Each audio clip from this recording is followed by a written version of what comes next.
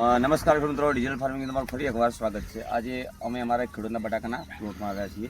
Something અહીંયા 50 દિવસનું બટાકું છે, તો 110 દિવસ જેવી આ વેરાયટી અહીંયા ઊભી રહેશે।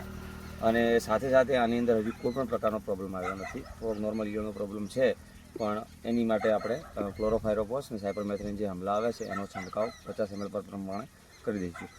સાથે સાથે આની અંદર અમે સુકારા માટે આગોતરો છંટકાવ કરી દીધો હતો। અને આજે આપણે ચેક કરીશું કે અંદર આપણે બેઠક કઈ રીતે જોવા મળે છે।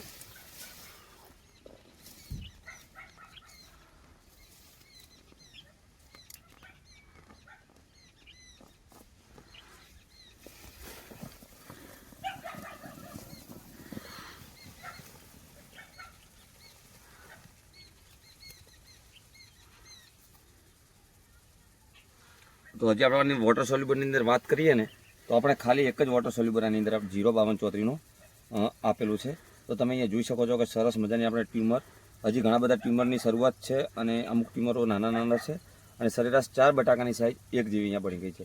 તો હવે આની અંદર આપણે વોટર સોલ્યુબલ જો આપવું હોય અને બટાકાની સાઇઝ આપણે સારી એવી અને એકદમ જોરદાર જોઈતી હોય તો 2 વખત 13-045 3 કિલો 2 વીઘાની અંદર ફુવારામાં આપવાનું। એના 7 દિવસ પછી ફરીવાર 3 કિલો 2 વીઘાની અંદર આપવાનું। અને સાથે સાથે એક એફએમસીનું લિજન્ડ આવે છે પોટાશ કરીને, અથવા કોઈ બી બીજી કંપનીનું આવે છે, જેનું પણ આવે છે, ઘણી બધી કંપનીનું પોટાશ આવે છે, એનો છંટકાવ અવશ્ય કરવો, જેનાથી તમને બટાકાની અંદર સરસ મજાની સાઇઝ એકદમ બેસ્ટ ક્વોલિટીની અંદર મળી રહેશે।